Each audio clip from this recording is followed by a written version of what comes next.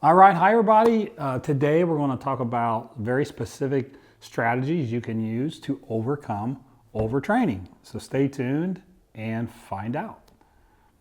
All right, hi everybody, John Meadows here, and I wanted to talk a little bit about overtraining today. Earlier in the week we did a video talking about knowing kind of when you're heading into overtraining or just being lazy.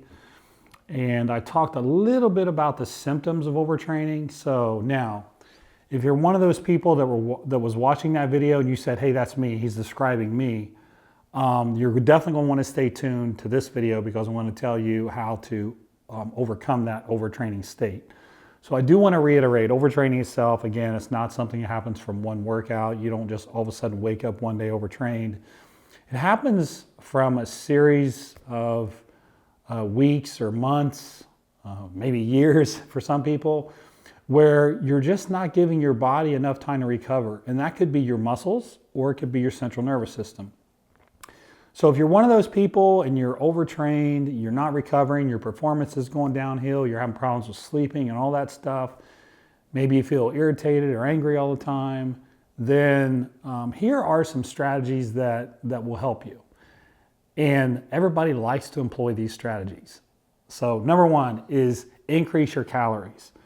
Many times people, they're just simply not eating enough. It never fails to amaze me when somebody comes to me and they're showing all the classic signs of over symptoms and I see their diet and I'm like, hey, you're really not eating a whole lot. And they're like, well, but I'm busy with work and sometimes 6 hours will go by and I'm just not eating or I just don't have much of an appetite anymore, which is another kind of possible symptom of overtraining, a small one. But a lot of times people just aren't eating enough. So I would say look at your calories for the day and you may need to increase them, particularly around the training window. That'll help you in a couple different ways. It'll help you recover, number one, because a good whole meal and even some supplements to drink while you're training will often kind of help you manage cortisol levels, which helps influence muscle protein breakdown in a good way. So you'll be able to recover better. And also it might just give you energy. You may have workouts where after 30 minutes you're just out of gas. Well, maybe a little extra nutrition will help you train a little bit better and feel better so you're not tired. So increase your calories. Now, normally I would tell people to increase their carbohydrates for the most part, just to give them a little bit more energy, to manage their cortisol and their stress levels a little bit more. You can add a little bit of fat and protein as well, but I would specifically look at adding some good healthy carbohydrates to your diet. Now, the other thing, increase your nutrition. I also want you to increase your rest. And by rest, I mean your sleep. So take a look at your sleep. If you're only getting 4 or 5 hours, you probably have an issue. All of the research I've done shows that once you start heading down to that 4 or 5 hour mark, there are some very, very bad things that happen at that point. Your insulin sensitivity goes down, your insulin levels go up, your ghrelin goes up, which makes you hungry all the time, your leptin goes down, which means you don't know when you're full, and you crave sweets. So you essentially are craving food that's not good for you. Your insulin sensitivity is getting worse, so you're not partitioning nutrients better to go into muscle cells. More blood glucose might just sit around in your blood, for example. So you got to really focus on sleep, and there are many different things you can do to help with sleep. Now, one of the easy ways is, which I talk about a lot, it just revolves around simple light. What I like for people to do is get up in the morning and get exposure to light. It's nice when you can get outside for 15 to 30 minutes. Sometimes people get up so early it's not even light outside, but you can at least turn on your lights in the house. You can get up and get exposed to light. The best light you can get is outside. That is going to kind of slow down melatonin and shut it off, and your cortisol levels are going to start to increase and you're going to wake up naturally. Now, the other part of that is the night before, you want to do just the opposite. So if it's getting around bedtime, let's say it's 10 o'clock, you want to turn off the lights, specifically blue light. Specifically, if you're working on your computer, which many people do, or their phone, turn off the blue light on it. There's filters on, there's apps that do that. And with that, those lights coming down, it will make it easier for your body to secrete melatonin for you to get into sleep. So when you go to your bedroom, you want it very, very dark. Some people use blackout curtains. Some people even wear glasses starting at like 7 o'clock at night just to filter out light. You also want your bedroom to not be too hot. Now here in Ohio, we have no issues with that. It's plenty cold. But if you're in a climate that's very, very hot, I always tell people try to get the degrees in your bedroom to under 70. So 69 to 65 tends to be pretty good for most people. Some people might go even a little lower than that. But it's hard for your body to sleep when it's hot. So try to cool your body off, keep it nice and cool. And the other thing too is before you go to bed, you got to kind of determine what to eat. And this kind of ties back to the nutrition part. But sometimes a little small meal that's rich in carbohydrates will help you sleep because it encourages serotonin release. But if you eat something that requires a lot of digestion and maybe it upsets your stomach, or maybe you eat a ton of sugar and maybe your blood sugar starts going up and down, that could possibly wake you up at night. Or if you're drinking a ton of fluid, you might have to get up just to use the bathroom at night. So be very mindful of the last meal you eat in the day. Try to make it a meal that doesn't impact your sleep, doesn't make you go to the bathroom a lot, doesn't upset your stomach, okay? Now, the next thing I want you to look at is your actual training itself. So if you're overtrained, there's some things that you have to do. You have no choice. You have to pull back on the intensity of your workouts, and you probably have to pull back on the volume as well, since you hit that overtraining state. So when I say pulling back on the intensity, if you're a powerlifter, you're probably thinking about intensity related to the percentage of your 1 rep maximum. If you're a bodybuilder, you're probably thinking of intensity related to how far you take a set. Do you go to failure, then do drop sets, then do partials and all that crazy stuff? And the answer is yes to both.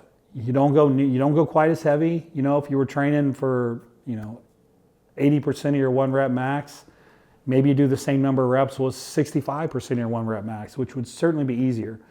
And if you're training more bodybuilding style, maybe you don't take any sets to failure. And that's what I would recommend. I wouldn't take any set to failure if you're overtrained. Leave reps in the tank on everything. The other thing is the volume of your training. So I would take a look at the number of sets you're doing. I typically decrease the number of sets by 20% with my clients. So if they're doing 10 sets for a body part, I'll knock off 2 and I'll take it down to 8, maybe even 7. So we're reducing the intensity and the volume, and that is needed. You have to do that in order to let your body to kind of come back and recover. The fourth tip I have is it revolves around all these techniques that therapists use. There's ART, there's deep tissue massage, there's MAT, muscle activation technique. There's all these different techniques that people specialize in. And I can't tell you which one is perfect for you. I like deep tissue massages. I get them done every Tuesday. I've been doing it for 14 years. But I also like ART. There's sometimes when I'm overtrained, I'll start to get overuse injuries. Like I mentioned in my last video around my elbows, for example, and ART does a really nice job in fixing that for me. Sometimes my back doesn't quite work well, and I'll go get MAT. MAT is a different technique that helps the muscles in my back stay activated and keep them strong. So I would employ, find a good therapist that can work on your body, can find issues that you have, and start to address those issues. And as you get older, that's going to get more and more important, and especially if you train hard. The other thing is the harder you train, then the more important it is for you as well. Because if you're training hard, you just inevitably are going to break down sometimes. So having that person to do some rehab techniques will help you stay in one piece. So I also think that's very important. I'm a big supporter of the rehab community, the people that do all those different techniques. Another one I have done is fascial stretch technique. I think it's awesome. It's been working great for me recently. So I'm a big proponent of that stuff. That was the fourth tip. The fifth tip I have is to reduce stress. Now, that may or may not be completely within your control. If you're worried that you're going to get fired at your job, you know, it might be hard. Maybe you are, I don't know. Maybe you are, maybe you aren't. Maybe that's not something you can control. But I find that there's a lot of things in life that we worry about that we probably don't need to worry about. You know, they're not that big of a deal. If the latest picture you post on Instagram only got you 20 likes and you're looking for 200 likes, I probably wouldn't let that stress you out. You know, I say that in kind of a funny way, but there are many, many people out there that are like that. They really stress over social media and they worry really way too much about what other people think of them. So I would just challenge you to don't be one of those people. Don't be consumed about what everybody else thinks about you. Don't be consumed with social media. I use social media as a tool for my business and as a tool to communicate and get to know people and build relationships, and I enjoy it. But there's plenty of people that call me bad names too, and trust me, I don't lose any sleep over it.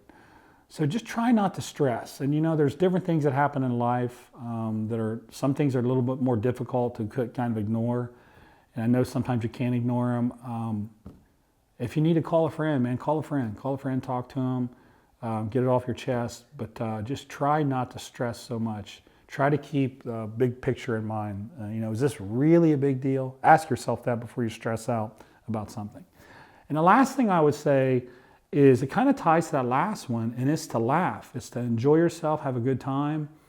I think, again, we take ourselves way too serious. And when I think about when my life is kind of hitting on all cylinders, I'll call it, it's not just around training, it's not just around eating, it's whether I'm actually enjoying my life and I'm having fun and I'm laughing and things like that. Those things add a tremendous value to my life. And I think if you just take the time to laugh, have a good time, whether it's talking to somebody who has a good sense of humor or, you know, watching something funny on TV. You know, there's an old saying that laughter is the best medicine. And I think there's a lot of truth to that. And I think physiologically, if you did a lot of research on it, you'd probably see that people who laugh are less stressed. And stress itself it's a killer. It is at the bottom of many degenerative diseases and heart attacks and poor blood sugar, all kinds of things that result from people being constantly under stress. But you'll find that if you're happier, if you're laughing all the time, you'll be under less stress. So there's not only a mental benefit, there's a physiological benefit. So anyways, I appreciate you listening. I want you to think about those 6 things. If you go through and you knock those 6 things out and you address them, I am 100% sure you can overcome overtraining, get yourself feeling good again, and then once you've done that, start hitting it hard again. All right, thanks for listening, and we'll see you next time.